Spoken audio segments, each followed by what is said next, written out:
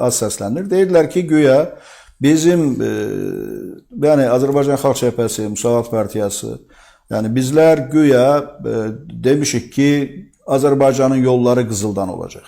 Əgər Azərbaycan müstəqil olsa. Bu təbii ki, əgər kimsə də bu ifadəni səsləndiribsə, burada söhbət sözün hərfi mənasında yolun qızıldan olmasından getməyib. Yəni Azərbaycanda yüksək səviyyəli yolların, yüksək səviyyəli kommunikasiyaların, yüksək səviyyəli həyat səviyyəsindən olmasından gedib. Və əgər doğrudan da Azərbaycanda korrupsiya və rüşvətxorluq olmasa, Azərbaycanda oğurluq olmasa, Azərbaycanda düzgün kadr siyasəti aparılsa, Azərbaycanın vəsaitləri düzgün istiqamətə yönəlsə, Azərbaycan, məsələn, Qətər səviyyəsində yaşayacaq, Amon səviyyəsində yaşayacaq bir dövlətdir. Niyə, mən demişəm bu sözü əvvəllərdə, niyə bizim heç də erudisiyasına görə, intellektinə görə Azərbaycan xalqından üstün olmayan, yəni hər bir xalqın öz üstünlükləri var. Mən özümüzü ərəblərdən üstün saymıram, onları da bizdən üstün saymıram. Yəni, o da bir millətdir, biz də bir millətik, bizim də yüksək üstün cəhətlərimiz var, onların da üstün cəhətləri var. Amma necə olur ki, bir çox hallarda, məsələn, iqlim şəraiti Azərbaycandan qat-qat pis olan, həyat şəraiti Azərbaycandan qat-qat pis olan, inkişaf imkanları Azərbaycandan qat-qat çətin olan, neft ölkəsi olan ərəb ölkələrinin əksəriyyətində insanlar milyonçular kimi yaşayırlar. 10 il ərzində, 20 il ərzində böyük bir yüksəliş, böyük bir inkişaf gedir bu ölkələrdə, ərəb ölkələrində. Mən hələ Avropa ölkələrində, qərb ölkələrində demirəm. Amma Azərbaycanda yox. Niyə? Azərbaycanda sanki, məsələn, ərəb şeyxləri təbii ki, çox yüksək həyat səviyyəsi yaşayırlar. Diktatordurlar, diktatura rejimi qurublar. Amma ərəb xalqı da acından ölmür.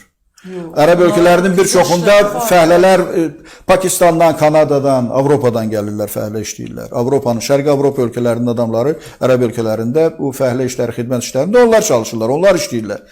Niyə Azərbaycanda bu məsələlərin olmasının qarşısı alınıbdır? Niyə buna imkan verilmir? Hər yerdə insanların çörəyini kəsməyə çalışırlar. Hər yerdə adamların həyat şəraitinə maneçilik törətməyə çalışırlar. Yəni, bütün sahələrin üzərinə əl qoyublar. Məsələn, Qazaxstanda da korrupsiya var. Amma Qazaxstanda bütün sahələr hakimiyyətin nəzarəti altında deyil. Hər sahə üzərində monopoliya yoxdur.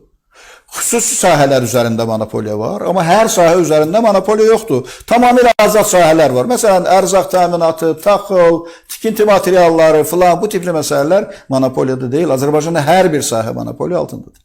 Hər şeyi nəzarət altına alırlar. Yəni, Azərbaycan xalqına qarşı bu davranış düşmənçilik davranışıdır və bu davranışlara son qoyulmalıdır. Çünki cəmiyyət narazıdır. İndi Naxçıvanda olan korrupsiya faktlarından danışırlar. 3 nəfər həbs olundu. Məlum oldu ki, elə Naxçıvanın təxminən 1 illik bütövlükdə bu ərazinin, respublikanın büdcəsi qədər bu 3 nəfər vəsait mənimsəyir. Özə də təsir ilə yaşayır. Hələ belə iddialar var ki, Vasif Talıbov tərəfindən 30 milyard vəsait mənimsənilib. 30 milyard həqiqətən çox böyük bir puldur. Yəni, bu çox böyük bir rəqəmdir. Əgər Naxçıvanda 30 milyard mənimsəmək mümkündürsə, görün Azərbaycanda nə qədər mənimsəmək mümkündür. Və hər kəs də bilir ki, nə qədər mənimsəmək mümkündürsə, o qədər də mənimsənilir. Yəni, heç vaxt orada nə bir intellekt, nə bir zadəgan düşüncəsi ki, bu xalqın malıdır, buna kəm baxmaq olmaz. Yəni, belə düşüncələr təəssüf ki, o vəsaitləri mənimsəyən, xalqın çörəyini onun boğazından kəsərək alanlarda təəssüf ki, elə düşüncə yoxdur. Yəni, insanların dolanışığının qarşısını alıb, elə kənd yerində də, şəhər yerində də, hər sahədə o vəsaitləri təmərküzləşdirib ələ keçirtmək hünər sayılır, bu qabiliyyət sayılır. Və bununla fəxr edirlər, bununla öyünürlər. Bunu özlərinin çox böyük bir bacarığı hesab edirlər. Əslində bu bacarıq deyil. Bacarıq insanların yaşamasına şərait yaratmaqdır. Əraziləri inkişaf etdirməkdir. İnsanların maddi rifahını yaxşılaşdırmaqdır. Əmək haqlarını artırmaqdır. Pensiyaları artırmaqdır. Uşaq pullarını verməkdir. Yerlərdə abadlıq işlərinin yüksək səviyyədə aparılmasıdır. Ölkənin bütün ərazisində yüksək keyfiyyətli yolların salınması, elektrik sisteminin qurulması, internet sisteminin qurulması, xarici ölkələrə səfərlər olarkən o uçaq biletlərinin ucuz həyata keçirilməsi, səhiyyə sahəsinin yüksək səviyyəyə qaldırılması və s.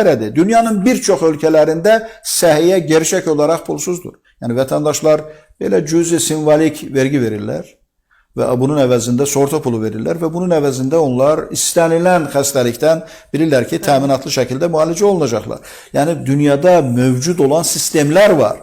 Velosiped kəşf etməyə ehtiyac yoxdur. Yəni dünyada mövcud olan sistemləri həm səhiyyəyə aid etmək olar, həm təhsilə aid etmək olar, həm sosial sahəyə aid etmək olar. Bütün məsələlərlə əlaqədar hakimiyyət deməli dünya bazarı sisteminin, azad bazar sisteminin, liberal iqtisadi münasibətlər sisteminin qanunlarını qəbul etmir. Sanki misal çəkirəm. Biznes kimi baxırlar. Bəli, misal çəkirəm. Məsələn, Qarabağda iş gedir, sahələr əkilir, orada yol tikilir, orada elektrik təchizatı aparılır. Bu tenderləri kim udur? Bu tenderlər harada keçirilir? Bu tenderlərin qalibləri kimdir? Kim onları müəyyənləşdirir? Bu şəffaflıq hardadır? Bəli. Niyə bundan heç kəsin xəbəri yoxdur? Heç kəsin xəbəri yoxdur. Tenderlər keçirilir. Öz aralarında. Hətta indi mən dəqiqləşdirilməmiş məlumat olduğu üçün demirəm. Məsələn, konkret olaraq sahələr var ki, deyir elə o sahənin nazirinin biri qardaşı oğludur, biri öz oğludur, biri bacısı oğludur. Yəni bu şəkildə tenderlər bu adamlar tərəfindən udulubdur və bu adamlar o layihələri həyata keçirdir. Yəni bu şəkildə bu məsələlər görünür. Amma qiymətlər məsələsinə gələndə hakimiyyət nümayəndələri səs-səsə verib deyir, azad bazar iqtisadiyyatıdır. Bazar qanunlarına uyğun olaraq qiymətlər qalxır. Necə olur? Bərabər hüquqlu rəqabət şəraiti olmayanda bazar yoxdur. Vergi gedib rüşvət alanda azad bazar yoxdur. Gömrük rüşvət alanda azad bazar yoxdur. Sahələr üzərində monopoliya qoyulanda azad bazar yoxdur. Tenderlər təyin olunanda onun qalibləri müəyyənləşdiriləndə azad bazar yoxdur. Amma qiymətlər məsələsi ortaya çıxanda, aha, azad bazar sistemi var, qiymətləri bazar müəyyənləşdirir. Pensiyalar verilməsi məsələsi ortalığa çıxanda sosial dövlət deyil, burada rəqabət şəraiti var, ona görə biz, məsələn, kimlərəsə güzəştlər eləyə bilmərik. Azad bazar qanunları bunu tələb edir və s. Azad bazar qanunları yalnız xalqa qarşı istifadə olunanda mı qüvvəyə minməlidir? Yoxsa bu bütün sahələrə aid olmalıdır. Yəni belə bir anormal idarəçilik sistemi Azərbaycan cəmiyyətində çox ciddi təbəqələşmə yaradıbdır. Yəni Azərbaycanda çox varlı yaşayan, ehtiyacı olmayacaq dərəcədə varlı olan, yəni ehtiyaclarını 10 dəfələrlə üstələyən maliyyə imkanlarına, maddi imkanlarına malik olan bir 5%, 10% əhali var. Bir təhər orada, burada bu kimlərinsə xidmətində olan şirkətlərdə çalışan da bir 5-10% əhali var. Amma əhalinin əksəriyyəti acınacaqlı vəziyyətdə yaşayır. Əhalinin 60%, 70%-i gündəlik çörək pulu barədə düşünür.